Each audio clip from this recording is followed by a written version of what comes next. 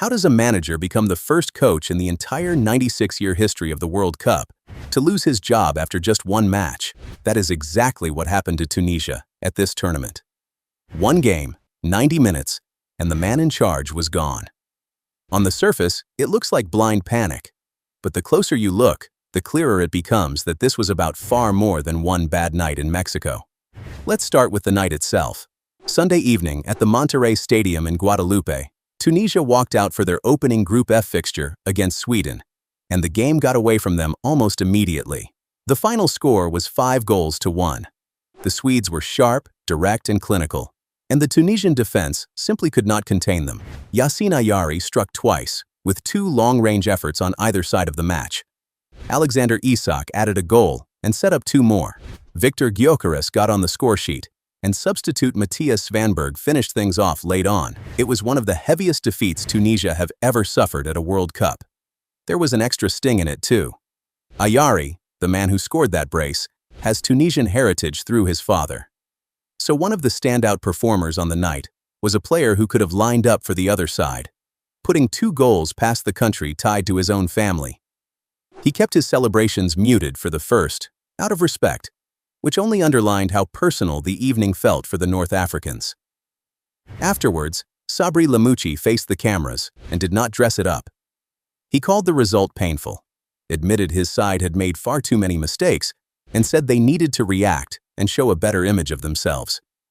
What he could not have known was that he would not get the chance. Within 24 hours, he was out of a job. And this is where the story stops being about one match. Because the decision to remove Lamouchi only looks like madness if you ignore everything that was already going on behind the scenes. The truth is that the Frenchman was under serious pressure long before he reached Mexico. Take the results first. This was not a respected coach undone by a single off night. Across his entire spell in charge of the Carthage Eagles, Lamouchi won just 1 game out of 5.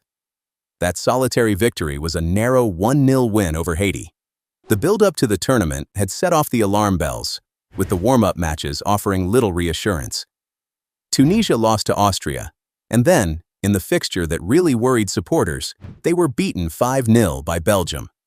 For a side hoping to compete at a World Cup, conceding that heavily on the eve of the tournament was a grim signal. The form was only part of it.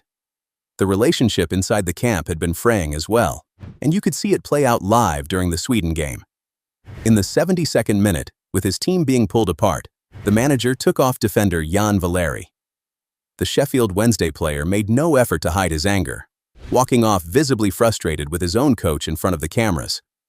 When a footballer reacts like that to his manager in the middle of a World Cup match, it tells you the bond between the squad and the dugout was already strained.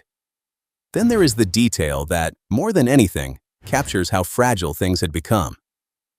According to reports from inside the camp, Lamouchi had brought his own son to Tunisia's training base during their preparations. The federation was not comfortable with that. Officials reportedly questioned why someone outside the official party had access to the squad, and the coach was asked to explain the situation.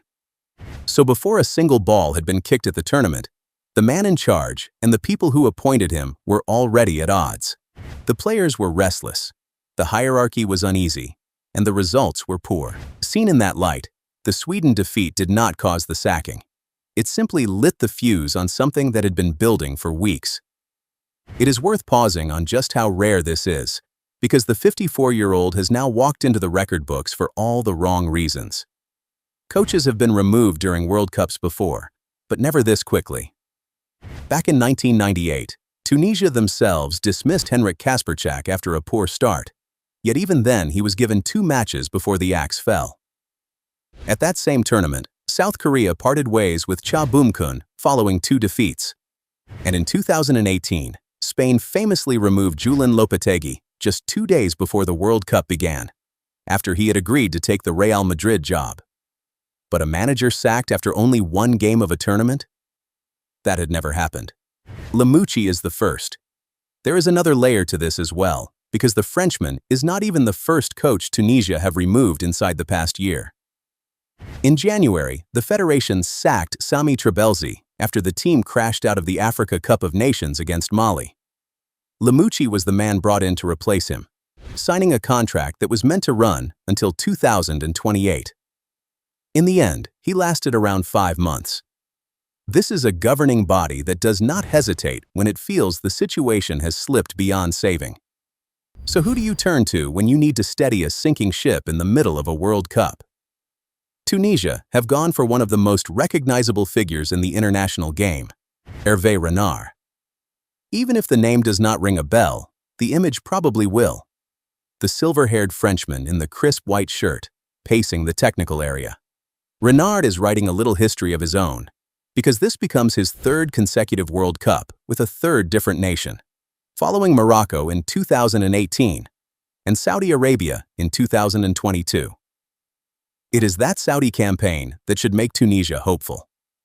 In 2022, Renard's Saudi side produced one of the great World Cup shocks, beating an Argentina team that went on to win the whole tournament in their opening match. If there is a coach who knows how to walk into a difficult situation and find a result against the odds, it is him. He arrives now with very little time to prepare, taking over a bruised group of players in the middle of the competition. The task in front of him is not a gentle one. Tunisia's next game is against Japan, and after that come the Netherlands, 2 of the stronger sides at this tournament. Renard has to halt the slide straight away with a squad that has just watched its coach lose his job and against opponents who will fancy their chances. There is experience around him to lean on, including Wabi Khazri, the former Sunderland forward who had joined the backroom setup, but the margin for error is slim. That brings us back to the question we started with. How did Tunisia's manager become the first coach ever sacked 1 game into a World Cup? The answer is that it was never really about those 90 minutes against Sweden. It was about a run of poor results, a dressing room that had visibly turned, and a breakdown in trust between the coach and the federation that was already in place before the tournament kicked off. The defeat in Guadeloupe was the final straw, not the whole story. What divides opinion now is whether the federation got it right. One view is that this was a ruthless, decisive move from a governing body unwilling to let a tournament drift, and that bringing in a coach of Renard's pedigree gives Tunisia a genuine chance to recover. The other is that sacking a manager after a single game risks throwing an already unsettled camp into deeper turmoil at the worst possible moment, with 2 demanding fixtures to come. Both arguments will be tested over the coming days when Tunisia next take to the field, and we find out whether the most dramatic managerial decision of this World Cup was bold or reckless.